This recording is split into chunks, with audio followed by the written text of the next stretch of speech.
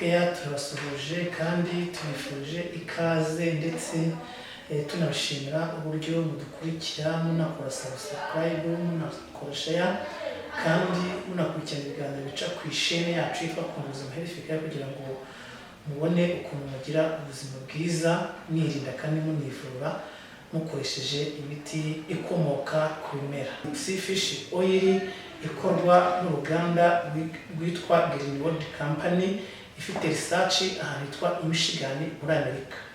Deep Sea Fish Oil ni inyunganiramirire nziza ikomoka ku mafi yitwa salmon kandi aya mafi akomoka mu nyanja z'ubukonje kuko aya mafi agira intungamubiri zitunga ubwonko. Deep Sea Fish Oil cyangwa se fish oil cyangwa omega 3 izwiho gufasha abantu bagira ikibazo cy'ubwonko budakora neza kuko ituma umuntu atibagirwa kandi ikaranforsa memory kuko igabura ubwonko igatuma ubwonko bukora neza. Ikindi Deep Sea Fish Oil ifasha mu ngingo igatuma ingingo zikora neza kandi Deep Sea Fish Oil ifasha imitsi y'amaraso gukora neza kwipfundika ibyo bita thrombose bigatuma amaraso atagenda neza haba hagiyemo ibinure cyangwa se urugimbo. Iyi Deep Sea Fish Oil irarutwika ikarushongesha bigatuma imitsi y'amaraso ikora neza. Kandi ikindi Deep Sea Fish Oil by'umwihariko yo ifasha indwara z'umutima, anagira ikibazo cy'indwara z'umutima harimo stroke, harimo cardiovascular disease, harimo heart attack, harimo n'amastress ndetse n'indwara z'amaso. Iyi Deep Sea Fish Oil ni nziza cyane kuko ikoresheje ituma ibyo bibazo tuvuze haruguru bivaho bigashiraho. Deep Sea Fish Oil by'umwihariko ikenewe n'abantu bafite uburwayi bwa diabete mu bwoko bwa kabiri kuko tuzi ko diabete itera kwibagirwa, diabete yica ingingo zose z'umubiri, diabete imanura ubudahangarwa bw'umubiri igatuma umuntu atagira ubwirinzi buhagije ndetse diabete inatuma umuntu abasha kugira ingingo zidakora neza. Rero iyo ukoresheje iyi Deep Sea Fish Oil iragenda ikagabanya igipimo cy'isukari y'umurengera mu maraso ndetse umuntu akagira ubuzima bwiza, akagira impagarike n'ubugingo. Ikenewe n'abantu bagira ibibazo byo mu ngingo ibyo bita arteriosclerosis. Iyi ngiyi irabafasha cyane kugira ngo bagire ubuzima bwiza. Deep Sea Fish Oil ikenewe n'abantu bagira ikibazo cyo kwibagirwa irabafasha. Deep Sea Fish Oil by'umwihariko igaburira ubwonko ugakora neza. Deep Sea Fish Oil irinda uburwayi bwa diabete mu bwoko bwa kabiri. Deep Sea Fish Oil ifasha kuri hypertension ku muvuduko w'amaraso. Deep Sea Fish Oil ikuraho amatriglyceride ibyo bita urugimbu ukomeye. Iyi Deep Sea Fish Oil iragenda ikarushongesha kuko Deep Sea Fish Oil igizwe n'ibyo bita omega 3 na omega 6 ibyo bita linoleic acid na linoleic acid, omega 3 ndetse na omega 6.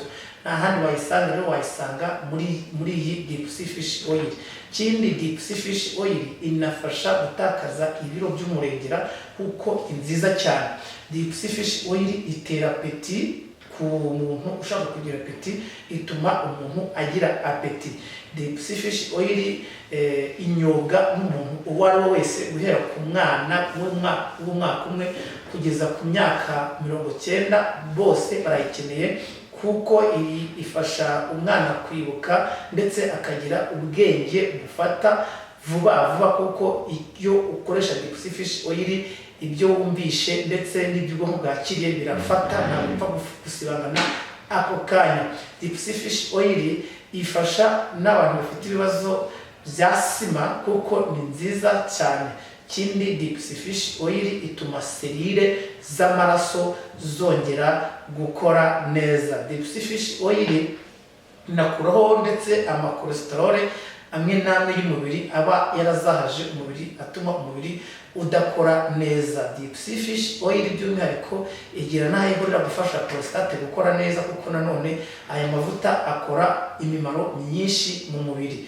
Deep Sea Fish Oil ifasha imitsi y'amaraso gukora neza ndavuga uko mpamvu hari igihe imitsi y'amaraso ipfundika bigatuma amaraso adatembera neza. Reka nongere nsubiremo abo igenewe umuntu ufite uburwayi bwa diyabete yo mu bwoko bwa kabiri, igenewe umuntu ufite ikibazo cyo kwibagirwa, igenewe umuntu ufite ikibazo cy'amagufwa, igenewe abantu bagira ibibazo byo mu ngingo baribwa, igenewe abantu bafite ibibazo byo kugira uburwayi bwa hato na hato nk'amasinezite, abo ngabo barayikeneye. By'umwihariko Deep Sea Fish Oil inafasha imitsi y'amaraso gukora neza, nakomeje kubivuga cyane kuko mbitsindagira. Igenewe abantu bafite ikibazo cya hypertension. Deep Sea Fish Oil ndavuga umuvuduko w'amaraso ukabije, iyo bayikoresheje umuvuduko w'amaraso ukora neza. Igenewe n'abantu bafite ikibazo cy'uburwayi bw'umutima cyane heart attack, igenewe n'abantu bafite ibibazo by'amatromboze, ndetse igenewe n'abafite ikibazo cy'indwara yitwa Alzheimer, indwara yo gutitira. Iyi Deep Sea Fish Oil irabafasha bakagira ubuzima bwiza. Ndetse iyi Deep Sea Fish Oil iramfasha ubwonko, yongera ubushobozi ubwonko bugakora neza kuko ikora ku manere. Deep Sea Fish Oil ifasha abantu bafite ikibazo cya gute ndetse n'abantu bagira ikibazo cya nerve sciatique. Omega 3, omega 6 irabafasha. Ndetse Deep Sea Fish Oil ifasha nerve optique gukora neza ndetse n'amaneri acoustique. Ndavuga imyakura ituma amatwi akora neza, ndavuga imyakura ituma amaso abona neza. Abantu bafite ibibazo bya glaucoma, abantu bafite ibibazo bya cataracte, iyi ngiyi irabafasha kuko Deep Sea Fish Oil ni umuti, ni mwiza, imyimerere organique, utarimo produit chimique. Deep Sea Fish Oil igizwe n'ibinini 100.